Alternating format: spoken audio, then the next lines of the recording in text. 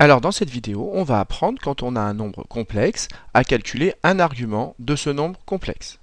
Alors je rappelle que quand vous avez un nombre complexe, eh bien il y a un point du plan qui correspond à ce nombre complexe.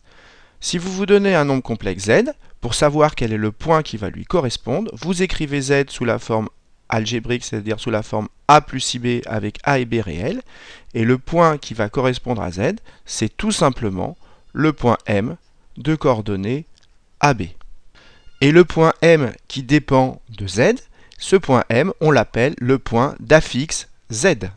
Concrètement, dès que j'aurai un nombre complexe de la forme a plus ib, il lui correspondra un point que je vais appeler M, que je vais placer par ici, et par définition, le point M qui correspond à Z, ses coordonnées, ce seront A et B. Donc M, son abscisse, ce sera A, la partie réelle de Z, et son ordonnée, ce sera B, la partie imaginaire du nombre Z. Je précise ici que quand on utilise un repère pour représenter des nombres complexes, le repère, il est toujours orthonormé direct, c'est-à-dire qu'en plus, on choisit un sens positif. Alors, si on me demande un argument de z, alors argument de z, ça s'écrit arg de z. Donc si on me demande un argument de z, qu'est-ce que je fais? Déjà, je commence par tracer le vecteur OM. Ensuite, je trouve combien vaut cet angle UOM. On dit qu'on cherche une mesure de cet angle.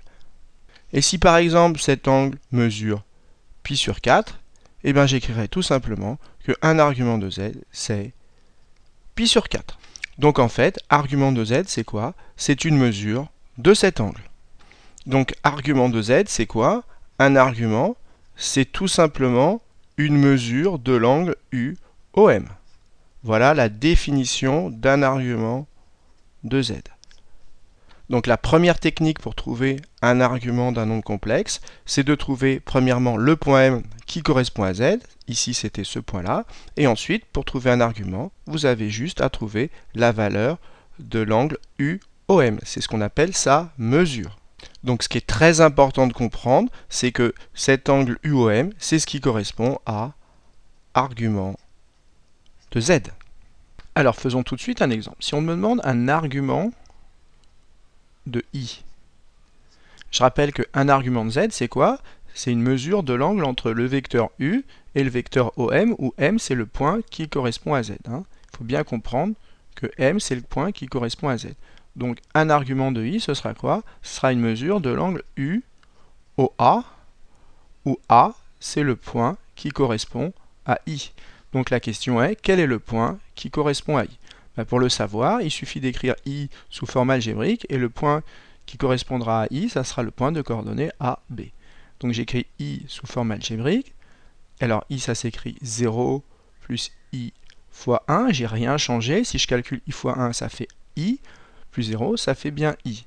Ça, c'est donc A, partie réelle, et ça, c'est bien B, partie imaginaire.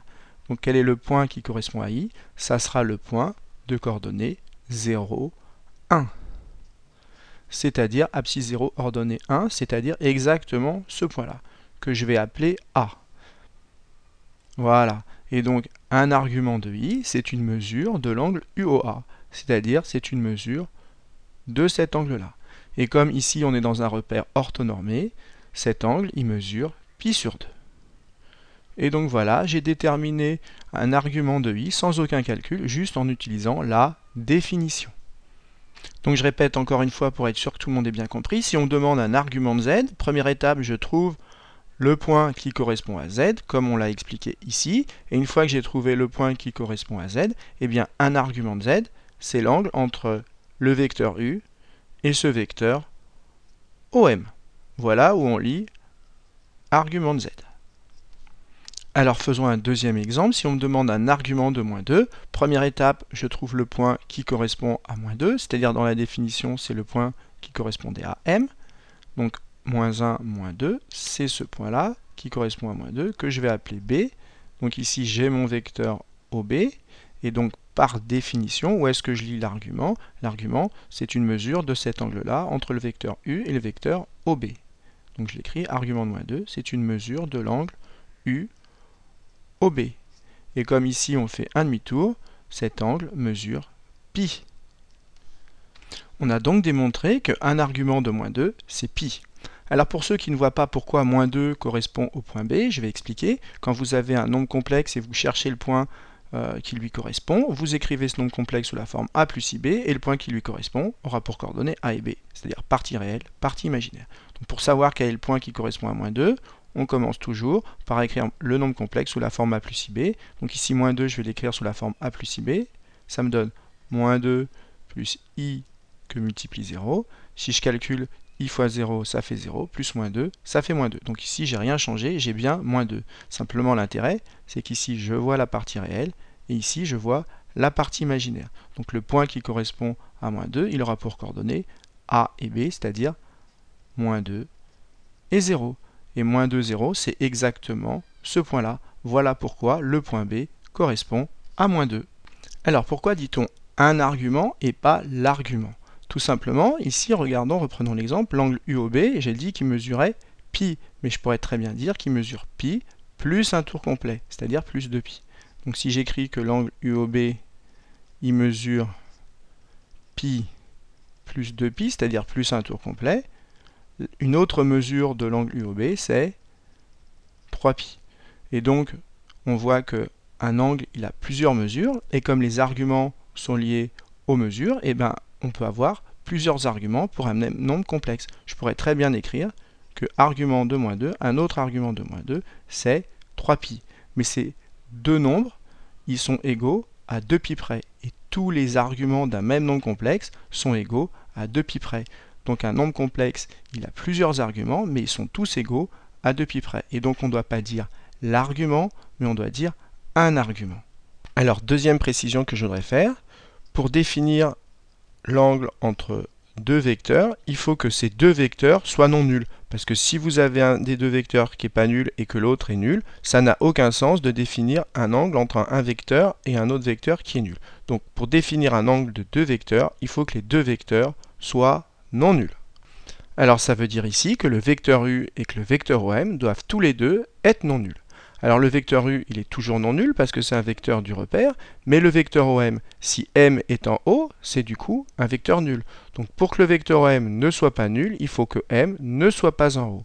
C'est-à-dire par rapport à z, il faut toujours que z soit différent de 0. Et ça veut donc dire qu'avant de calculer un argument d'un nombre complexe z, il faut s'assurer que ce nombre complexe z n'est pas nul. Alors ici, je voudrais rajouter que la longueur OM, comme m c'est le point qui correspond à z, m c'est le point qui correspond à z, la longueur OM, elle correspond au module de z. Donc ça, c'est très important de bien en avoir conscience. De plus, argument de z, je vais l'appeler alpha. Alors ici, je vous ai fait un repère. Je choisis un point M dans ce repère de coordonnées A et B. Voilà. J'appelle OM, cette longueur, je l'appelle R. Et cet angle ici, je l'appelle alpha. Alpha, c'est l'angle entre le vecteur U du repère et le vecteur OM. Eh bien, vous devez connaître les deux formules suivantes. C'est que cos alpha, c'est égal à A sur R. Et que sin alpha, c'est égal à B sur R. Pour retenir ces formules, pensez qu'ici on a un triangle rectangle, et donc cos alpha c'est adjacent, c'est-à-dire A sur hypoténuse, c'est-à-dire R, et sin alpha c'est égal à opposé, c'est-à-dire B sur hypoténuse, c'est-à-dire R. Et bien si on applique ces deux formules cos alpha et sin alpha ici, ça va nous donner quoi? Cos alpha c'est égal à A sur la longueur OM, et la longueur OM c'est module de Z. Et sin alpha, c'est égal à quoi? C'est égal à B sur module de Z. Et bien ces deux formules vont nous permettre de déterminer alpha. Or alpha, c'est ni plus ni moins qu'un argument de Z. Donc ces deux formules, ça sera la deuxième technique. Utiliser ces deux formules, ce sera la deuxième technique pour déterminer un argument de Z. On va voir tout de suite comment. Donc on se donne un nombre complexe Z et on va voir comment, à l'aide de cos alpha et de sin alpha, on va déterminer un argument de Z. Alors vous voyez que dans ces formules, on a besoin du module. Donc je vais rappeler la méthode pour calculer le module. Donc si vous avez un nombre complexe qui vaut Z égale A plus IB, module de Z, il est égal à racine de A carré, c'est-à-dire partie réelle au carré, plus partie imaginaire au carré, c'est-à-dire B carré. Donc ici, on va tout de suite commencer par calculer systématiquement. Quand vous avez un argument à calculer et que vous voulez utiliser ces formules, il faut commencer par calculer le module de z. Donc module de z, c'est égal à quoi? Donc a carré plus b carré, racine de a2 plus b2. Ça c'est a, et ça c'est b. Donc a au carré, ça fait moins racine de 3 au carré, ça fait 3, plus 3 au carré, ça fait 9. C'est-à-dire racine de 12, je détaille, pardon, 12 c'est 4 fois 3, ça fait donc racine de 4 fois racine de 3, mais racine de 4 c'est 2, et donc ça fait 2 racine de 3. Donc voilà, j'ai calculé le module de z. Maintenant, alpha, c'est ce qui correspond à argument de z, c'est donc je cherche alpha, et donc maintenant je vais remplacer dans ma formule. Cos alpha, c'est égal à quoi? C'est égal à a, c'est-à-dire moins racine de 3, divisé par le module, c'est-à-dire par 2 racine de 3. Et sin alpha, c'est égal à quoi? Sin alpha, c'est égal à b, c'est-à-dire 3, divisé par 2 racine de 3. Et donc ici, on peut simplifier par racine de 3, il reste moins 1 demi. Ici, on peut également simplifier. Si vous ne voyez pas comment, 3, je peux l'écrire racine de 3 que multiplie racine de 3, divisé par 2 racines de 3. Et donc, je peux simplifier par racine de 3 en haut et en bas. Il reste racine de 3 sur 2. Donc, j'ai trouvé cos alpha, j'ai trouvé sin alpha. Et maintenant, grâce au cercle trigonométrique, je vais trouver la valeur de alpha. Alors ici, je vous ai tracé un cercle trigonométrique, c'est-à-dire un cercle de centre et de rayon 1. Et vous devez savoir que le point, ce point-là qui correspond à la valeur pi sur 3, a pour abscisse 1/2 et a pour ordonnée racine de 3 sur 2. Vous devez savoir également que le point qui correspond à la valeur pi sur 6, c'est le contraire. Son abscisse, c'est racine de 3 sur 2 et son ordonnée, c'est 1/2. Et enfin, vous devez savoir que le point qui correspond à la valeur pi sur 4 a pour abscisse racine de 2 sur 2 et a pour ordonnée également racine de 2 sur 2. Ça, vous devez le connaître par cœur. Et bien maintenant, je vais chercher un point du cercle trigonométrique. Le cosinus, ce sera l'abscisse de ce point, et le sinus, ce sera l'ordonnée de ce point. Donc je cherche un point du cercle trigo qui a pour abscisse moins 1,5. Donc si son abscisse vaut moins 1,5, je le marque ici. Et donc le point du cercle trigo qui a pour abscisse moins 1,5, c'est soit ce point-là, soit ce point-là. Mais le sinus, c'est-à-dire l'ordonnée de ce point, est positif. Donc ça ne peut pas être ce point-là. Donc le point que je cherche sur le cercle trigonométrique, c'est ce point-là. Et comme ce point-là, il est symétrique par rapport à l'axe des ordonnées à ce point-là, le nombre qui correspond à ce point-là, c'est 2π sur 3. Et 2π sur 3, c'est la valeur de alpha. Et donc alpha, c'est cette valeur-là, 2π sur 3. Et donc, j'ai déterminé un argument de z, et donc je peux écrire que argument de z, c'est égal à quoi? C'est égal à 2π sur 3. Donc je récapitule, quand vous cherchez un argument de z et que vous voulez utiliser ces formules avec cos alpha et sin alpha, première étape, vous calculez le module de z, comme on l'a fait ici. Ensuite, vous calculez la valeur de cos alpha, la valeur de sin alpha. Et cos alpha et sin alpha, ça correspond à l'abscisse et à l'ordonnée d'un point du cercle trigo. Donc vous trouvez le point qui a pour abscisse cos alpha et qui a pour ordonnée sin alpha. Ici, on avait trouvé ce point-là. Ensuite, vous trouvez la valeur qui correspond à ce point. Ici, la valeur, c'est 2π sur 3. Et bien, cette valeur, c'est la valeur de alpha, c'est-à-dire c'est la valeur d'argument de z. Alors maintenant que vous avez compris comment on calcule un argument avec la définition, puis ensuite avec le cosinus et le sinus, on va voir les propriétés des arguments et ça nous fournira une troisième méthode pour calculer un argument. Alors si on vous demande de calculer argument de z1 fois z2, et bien vous pourrez écrire que c'est égal à argument de z1 plus argument de z2. Attention, la multiplication devient une addition. Et l'intérêt après, c'est que vous calculerez séparément argument de z1 et argument de z2. Pareil pour la division, argument de z1 sur z2, vous pourrez écrire que c'est égal à argument de z1 moins, j'insiste, attention, c'est moins argument de z2. Et ensuite, vous aurez plus qu'à calculer argument de z1 et argument de z2 séparément. Enfin, argument de z puissance n, ce sera égal à quoi? Vous pourrez écrire que ce sera égal à n fois argument de z. Et enfin, argument de z bar, vous pouvez écrire que c'est égal à moins argument de z. Alors ces trois formules sur le produit, le quotient et les puissances, je ne vais pas les démontrer tout de suite. Par contre, maintenant, je vais vous démontrer tout de suite pourquoi argument de z bar, c'est égal à moins argument de z, parce que c'est très simple à comprendre et que c'est important. Alors on a vu que les arguments, ils étaient définis à 2 pi près, parce que l'argument n'était pas unique, donc ces égalités, elles sont vraies à 2 pi près, ce qu'on écrit modulo 2 pi. Voilà, donc il faut bien comprendre que ici, les arguments n'étant pas uniques, mais ils sont définis à 2 pi près, ces égalités, elles sont aussi définies à 2 pi près. Pour le moment, ce qui est important, c'est de comprendre les égalités, et on verra en exercice à quoi correspond le modulo 2 pi. Alors, pour le moment, on va démontrer que argument de z bar, c'est égal à moins argument de z. Alors, je vais appeler m' le point qui correspond à z bar. Et le point qui correspond à z, on lui a déjà donné un nom, c'est m. Z bar, c'est le conjugué de z. Et vous devez savoir que si deux nombres complexes sont conjugués, les points qui leur correspondent sont symétriques par rapport à l'axe des abscisses. Ça veut dire que m', c'est le symétrique de m par rapport à l'axe des abscisses. Donc m', c'est ce point-là, le symétrique de m par rapport à l'axe des abscisses. Je marque ici m' et c'est le point qui correspond à z bar. Alors maintenant, la question que je me pose, c'est où est-ce que je peux lire argument de z bar? Eh bien, si on prend la définition, argument de z bar, on sait que argument de z, c'est l'angle entre U et OM, M étant le point qui correspond à Z. Donc je vais appliquer la définition avec non pas Z mais Z bar. Et bien argument de Z bar, c'est égal à l'angle entre U et O et le point qui correspond à Z bar, c'est-à-dire M'. Donc l'angle UOM' correspond à argument de Z bar. L'angle UOM', c'est-à-dire cet angle-là, correspond à argument de Z bar. Or, les points M et M', ils sont symétriques par rapport à l'axe des abscisses.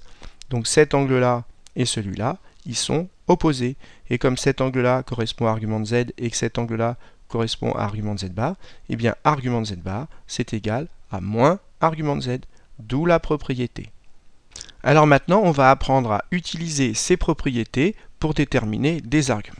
Alors ici, je me suis donné un nombre complexe z qui vaut 1 plus i racine de 3 sur 1 plus i, et je vais déterminer un argument de z grâce à ces propriétés. Alors ici, on voit que z il est sous la forme d'une fraction, donc c'est naturel d'utiliser cette propriété. Et donc je peux écrire que argument de z, c'est égal à quoi? C'est égal à argument du numérateur, z1, moins argument du dénominateur. C'est-à-dire c'est argument de 1 plus i racine de 3 moins argument de 1 plus i. Et maintenant c'est simple, j'ai plus qu'à déterminer séparément cet argument et celui-là. Donc ce nombre-là, je vais l'appeler z1, et ce nombre-là, je vais l'appeler z2, et je vais chercher leurs arguments séparément. Donc ici j'écris que z1 c'est égal à 1 plus i racine de 3, et je vais utiliser les formules avec cos alpha et sin alpha pour déterminer un argument de z1. Donc première étape, je vais avoir besoin du module de z1. Donc je commence par calculer module de z1. Le module de z1, c'est égal à la racine de a2 plus b2. Donc ici, ça fait racine de a, c'est 1, donc 1 au carré, ça fait 1, plus racine de 3 au carré, ça fait 3. 1 plus 3, ça fait 4, et racine de 4, ça fait 2.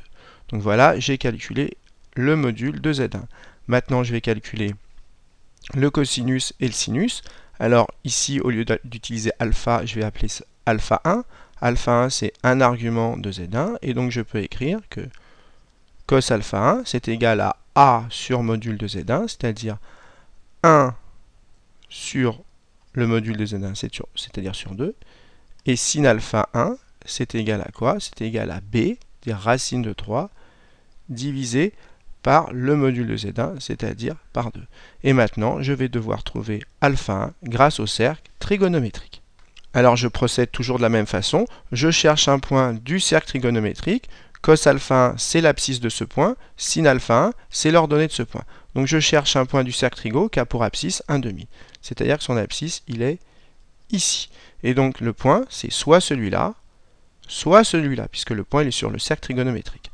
Et comme le sinus, c'est-à-dire l'ordonnée de ce point est positive, le point que je cherche c'est ce point-là. Et donc, la valeur qui correspond à ce point-là, c'est pi sur 3. Et pi sur 3, c'est donc la valeur qui correspond à alpha 1. Et donc, j'en déduis que alpha 1 est égal à pi sur 3. Et alpha 1, je rappelle que c'est argument de Z1. Donc, j'ai trouvé un argument de Z1, c'est pi sur 3. Et bien maintenant, je vais faire exactement pareil avec Z2. Donc, j'écris Z2 c'est égal à 1 plus I. Je commence par calculer le module de Z2. Le module de Z2, comme tout à l'heure, c'est racine de A2 plus B2. A, c'est 1. Et attention, B c'est pas I. B, c'est le nombre qui multiplie I. Et le nombre ici qui multiplie I, c'est 1. Donc A au carré, ça fait 1. Et B au carré, je rappelle que B c'est 1 et pas I. Donc B au carré, ça fait 1 au carré, ça fait 1. Et donc 1 plus 1, ça fait 2. Et donc le module de Z2, il est égal à racine de 2. Ensuite, je calcule cos alpha 2, alpha 2 étant un argument de Z2. Cos alpha 2, c'est égal à quoi? C'est égal à A, c'est-à-dire 1 sur racine de 2. Et sin alpha 2, pareil, c'est égal à B. B, je rappelle que c'est le nombre qui multiplie I, donc ici B, c'est 1 sur racine de 2. On ne laisse pas comme ça, on multiplie en haut et en bas par racine de 2. Donc une fois racine de 2, ça fait racine de 2. Et racine de 2 fois racine de 2, ça fait 2. Donc ici, je rappelle, j'ai multiplié par racine de 2 en haut et en bas. Et bien ici, je procède de la même façon. Je multiplie en haut et en bas par racine de 2. Et donc, je trouve le même résultat. Donc maintenant que j'ai trouvé cos alpha 2 et sin alpha 2, et bien je vais trouver la valeur de alpha 2 à l'aide du cercle trigonométrique. Toujours pareil, je cherche un point du cercle trigonométrique. Ici, j'ai son abscisse et ici, j'ai son ordonnée. Donc l'abscisse, c'est racine de 2 sur 2. Donc l'abscisse du point que je cherche, c'est ça. Donc le point que je cherche, c'est soit celui-là, soit celui-là. Mais comme le sinus est positif, le point que je cherche, c'est celui-là. Et donc la valeur de alpha 2, la voilà, c'est pi sur 4. Et j'écris donc que alpha 2 égale pi sur 4. Et bien maintenant, je peux calculer un argument de z en reprenant la formule. Je réécris, argument de z, c'est égal à quoi? C'est égal à argument de z1, mais argument de z1, j'ai trouvé sa valeur, c'est pi sur 3, moins argument de z2, c'est-à-dire moins pi sur 4. Et puis ici, je mets au même dénominateur, c'est-à-dire je mets tout sur 12. Donc là, ça me fait 4pi moins 3pi, c'est-à-dire pi sur 12. Et donc voilà, j'ai terminé mon exercice, j'ai trouvé un argument de z, pi sur 12. Comment? Grâce à cette propriété. L'intérêt de ces propriétés, c'est qu'au lieu de calculer un argument d'un nombre complexe compliqué, ça permet de calculer deux arguments de nombres complexes plus simples. Alors si on récapitule, vous avez trois techniques pour calculer un argument. D'abord, la définition avec l'angle. Deuxième méthode avec le cosinus et le sinus. Et troisième méthode avec les propriétés.